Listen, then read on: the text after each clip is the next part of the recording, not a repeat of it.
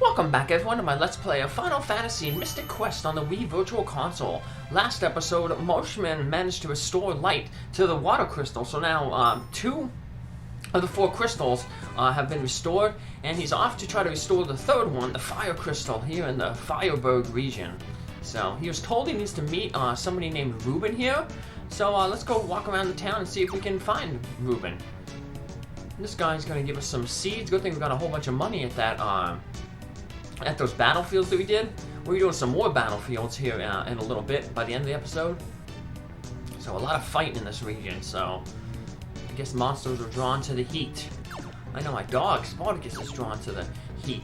He loves the space heater, so he's sitting in front of it right now, just enjoying the warmth.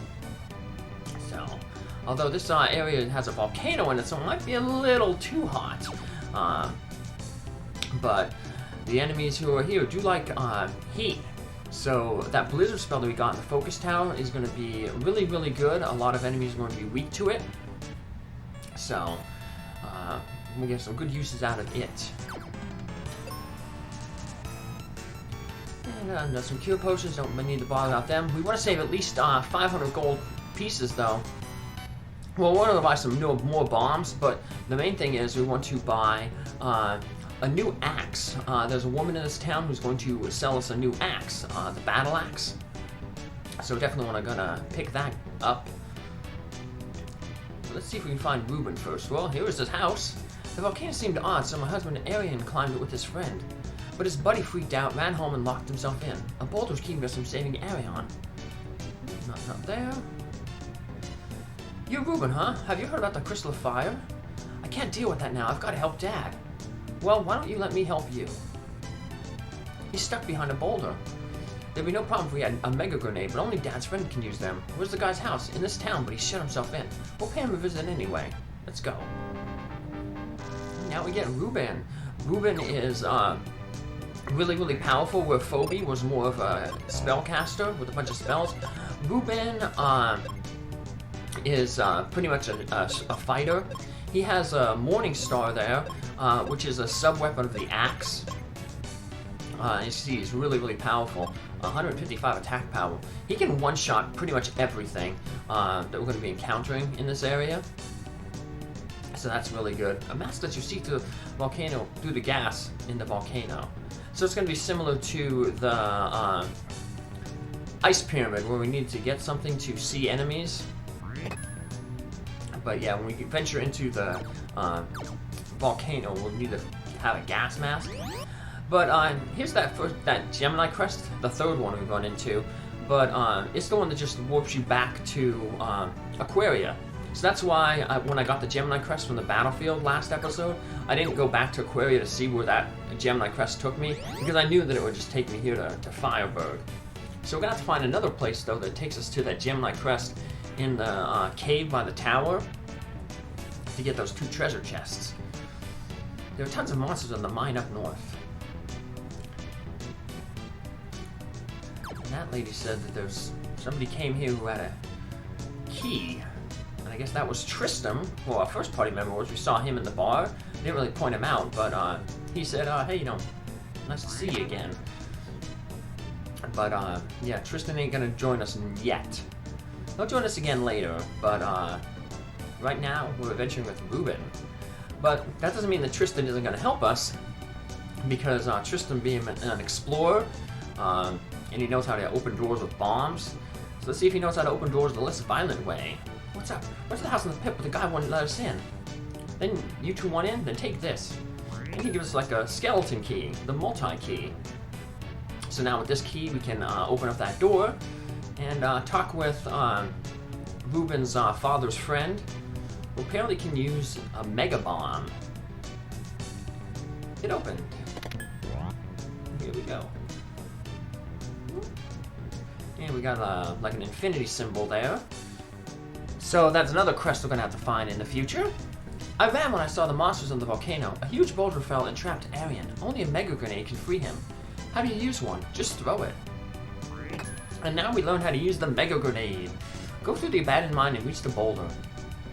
So the mega grenade is the final form of the bomb weapon that we have. So we'll check out its power there. Once again, it's going to be more powerful than anything we got, but remember, it splits damage, so it's not going to do like 162 damage to every enemy. It's going to be split amongst the amount of enemies.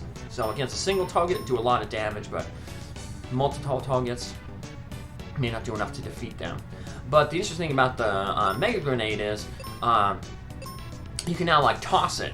Well, before, if you were to drop a bomb somewhere, you had to like go next to the place, put the bomb there.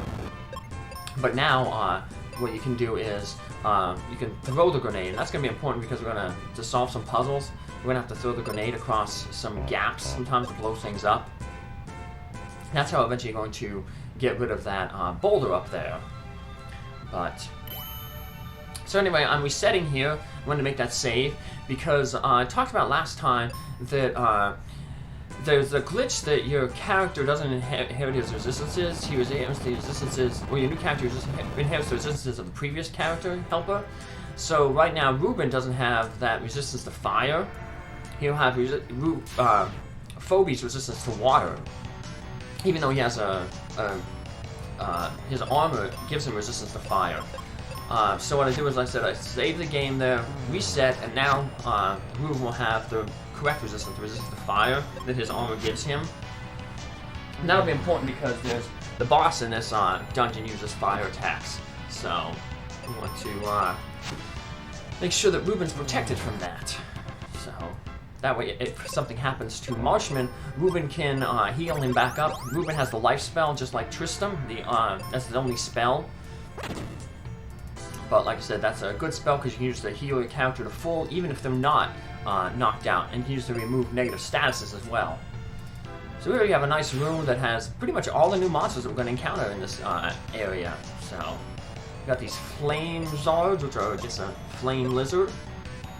They are weak to blizzard, and Ruben can one-shot them. So we'll just use our blizzard on one of them. We'll take it out to show the weakness. Since we got that first strike, I think it'll be easy to finish off. Battle Axe, even though it's a stronger weapon, still not enough to one-shot everything like Ruben can, but it does good damage. Now we got these red caps here. We want to, once again, you can use Blizzard on them, but they don't really have anything super attack-wise, so what I'm going to do is basically have Marshman attack one, Ruben attack the other one, then when the next turn, Marshman will finish his one that he practiced off, and Ruben, if he hit, would knock the other one out. So it's kind of like what we do with those imps back in the level forest with Kaylee. Kaylee was strong enough to one-shot them, Marshman wasn't. Now we got the most annoying enemies in this area, the zombies. They are weak to cure and to fire. And to blizzard. Normally mummies are weak to fire, but these ones are cure, wind, ice, and lightning, so a lot of weaknesses. We're going to try to take them out before any other enemies, because what they can do is they can, like, kind of summon help, sort of how those army ants did, and the goopies did in Dragon Warrior 3 and 2. The army ants in 2 and the goopies in 3. Where, if they're by themselves, they may summon another mummy to come. So, if you don't want to be overwhelmed by mummies, there can be 3 on the screen at a time, but they just keep popping up, you know. It may take a while to finish off the battle. So, yeah, feel free to use your cure or your blizzard spell on them. It's weird, I'm so used to saying fire, because most of the time zombies and mummies and stuff are weak to fire in Final Fantasy games, but I guess because these ones live in the fire area in a volcano, it wouldn't make sense if they were weak to fire, because why would they live there? So, now we have these conveyor belts that move you around, and then so in order they go in one direction, so like that conveyor belt only moves to the south, so in order to get to this area over here, you have to kind of go around and use that like mine cart, that little trolley there, pulley system. You can see I can throw the bombs there.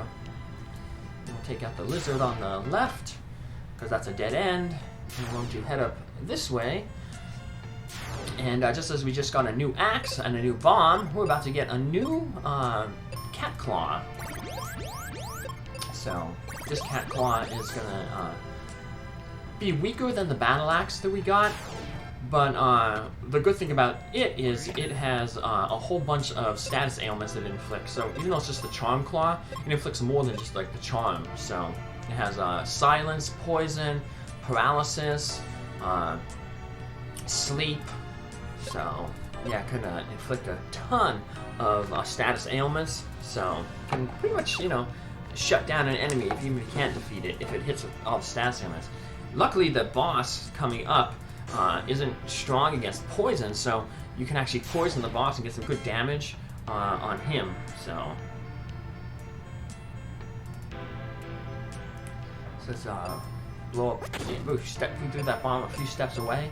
Eventually, you have to throw it across some gaps and stuff like that. So, but I'll alternate between the axe and the charm claw. So, I guess axe mainly for regular things. Because sometimes some of these groups will come in with a mad plant monster, that tree monster we fought in one of the earlier battlefields last episode. And of course, they're still weak to axes, so the axe can one-shot them. Switch off to the claw again and climb that wall. Take out this zombie mummy. And then get some more bombs. And we're going to head back into the mine. Luckily, the mine is kind of small. It's kind of big an area that you have to walk through, but it's not crammed, you know, full to the rim with monsters like the ice pyramid was. The main gimmick is, you know, passages are kind of blocked off from one another by either those pulleys or the conveyor belts. See, if we couldn't go right at the beginning here to get that cave with the charm claw because the conveyor belt went the other way. So you had to kind of loop around. So I guess it's easy to miss things in this cave if you take the wrong way because you have to do a lot of backtracking. But the way that I'm going here, clear out the north first, then you clear out the south, and you'll get everything. We're actually going to defeat the boss and go out and free Ruben's father first before we, because there's a few monsters on the way back. That if I went and defeated them now, I'd have to backtrack all the way to the beginning of the thing. So since I want to defeat all the monsters, I'm gonna come back and when I go back to the exit. So yeah, to the north is the way back to the beginning. The south here is where we have our boss monster. But unlike his minions in this cave, he will not be weak to ice. But he will use a lot of fire spells, and that's why it was important before I did this mine that I did that reset to give Ruben his proper resistance to fire. So he's strong against sleep and paralysis, but the poison will still get him, which you'll see he'll be losing like 99 hit points between rounds, because that's the poison, the claw. So even though we're getting that message he's strong against the sleep and paralysis effect of the claw, he isn't strong against the poison, so we get an extra 100 damage basically every round. So Ruben's doing a ton of damage with his thing. So yeah, we got about 1,200 damage between the bombs, the poison, and Ruben's attack. So about 5 rounds should all we take to take this guy out, you know. Well, we're gonna have to use some of those rounds for healing, so, you know, maybe 7 rounds or so. But you can see how important that fire resistance is, because he's doing about triple damage to Marshman than just to Ruben with his fire spells. So we have to spend less time, of course, healing, because Ruben doesn't need it as often. So that just means that we can pile on the offense and finish this guy off.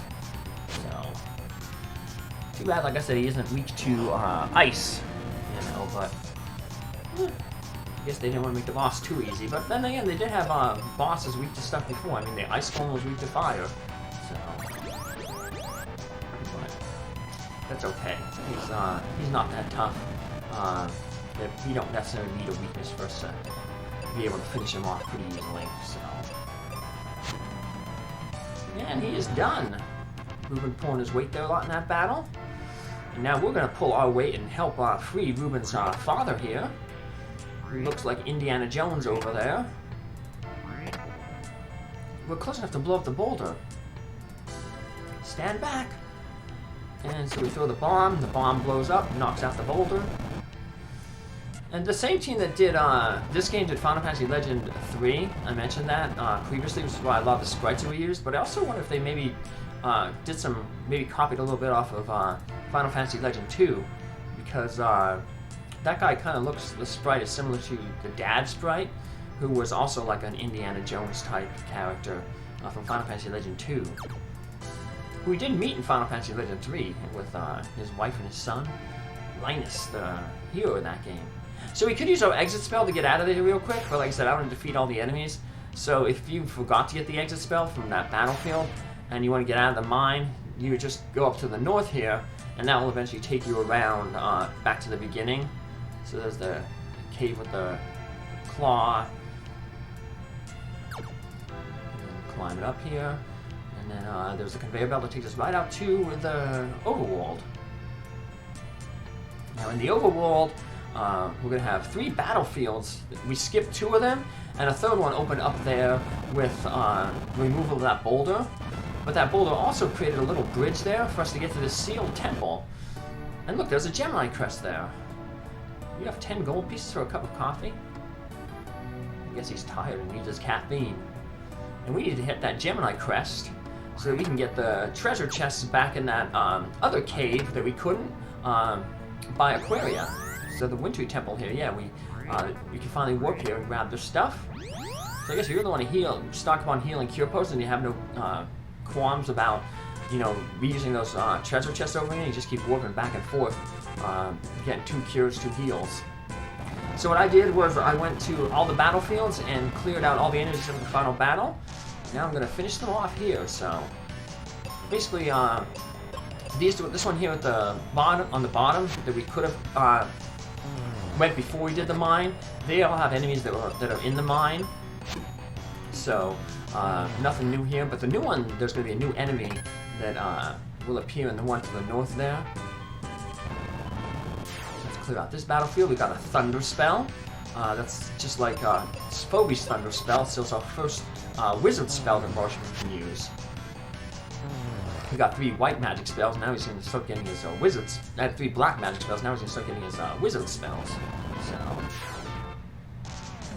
and here's the new enemy they were talking about, the Ghost. So, once again, Ruben can pretty much one-shot them. So, we'll one-shot them, and then Marshman can take out the skeleton there on the red bone on the right. You know, not weak to fire, but weak to the cure spell, undead. We take them out, and we get some experience. Luckily, because I alternated battlefields, I gained levels between battles and not into the last battle, so I won't get that experience glitch. But that'll do it for this episode. Come back in the next episode where we see how Ruben's father's doing and continue our quest in Fireburg area. Bye!